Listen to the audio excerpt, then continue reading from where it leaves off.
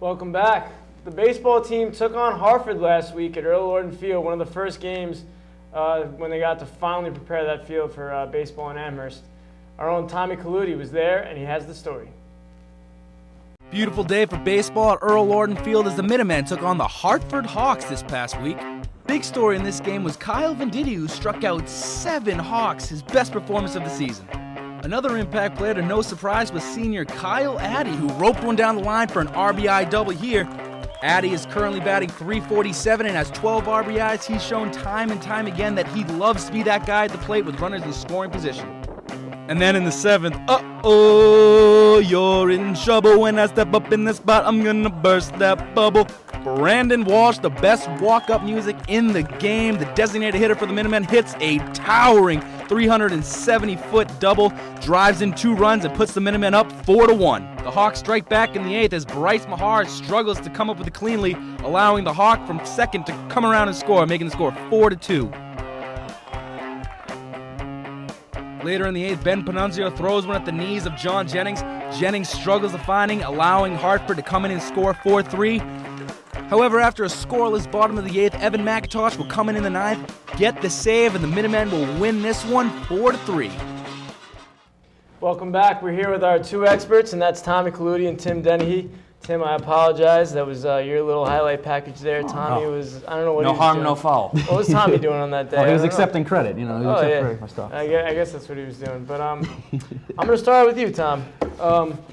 How have the Minutemen really improved their pitching depth? This was a problem that we talked about in the past. We saw them win 5 games in a row, and then we see them lose 4 in a row. So they've been a little back and forth lately, but their pitching has been better. So tell me about that. So what we've talked about all year with the pitching, we've had our 3 starters, Connor LeBlanc, Ryan Maloney, and Andrew Grant. Grant and LeBlanc have still been struggling. Even Maloney has dropped down in depth. But because of the recent amount of games and the frequency of play, Coach Stone has had to turn to other starters.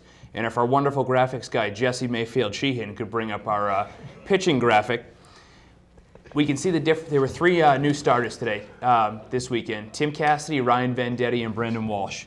Now, although most of these games were losses, what you saw is Cassidy, Venditti, and Walsh pitch multiple innings, give up 1 or fewer runs, strike out a lot, and not put guys on base. They all pitched extremely well, and they gave the Minutemen a chance to win. I think right now you have these 3 guys. Worst case scenario, you offer them another chance to start.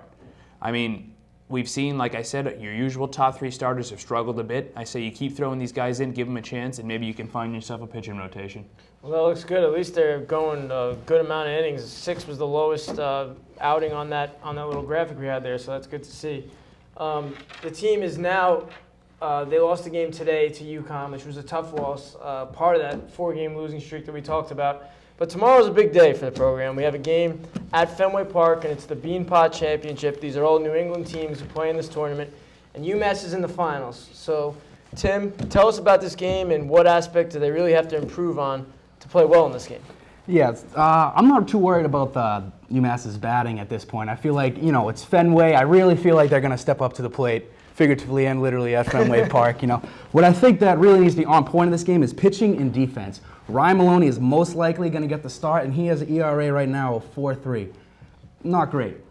Definitely not great. Not great. But, yeah, it's not great. And then not terrible. Not terrible, not great. And the UMass fielding percentage is .966 right now. Again, not great, but not terrible. And BC's bat, they are on fire right now. They have 7 players right now batting over 260, excuse me. And so they're going to get hits. They're absolutely going to get hits. I mean, it's as much as Maloney, like I said, Maloney's most likely going to get the start. So as much as he tries to pitch, they're going to get hits. The defense really needs to back up Maloney this game. Well, I've been to some of those games at Fenway that UMass plays, and let me tell you, there's a total different mindset to those games than when they play over here at Earl Lorden Field, which is just a dump compared to Fenway Park, of course. Absolutely. With all due respect. With all due respect, but I think this baseball program needs a lot more funding, and they need to be recognized a little more than they have been in the past couple of years, for sure. Yeah. But now, Tommy, you pointed out a game against St. Louis where UMass really struggled. So tell us about that game.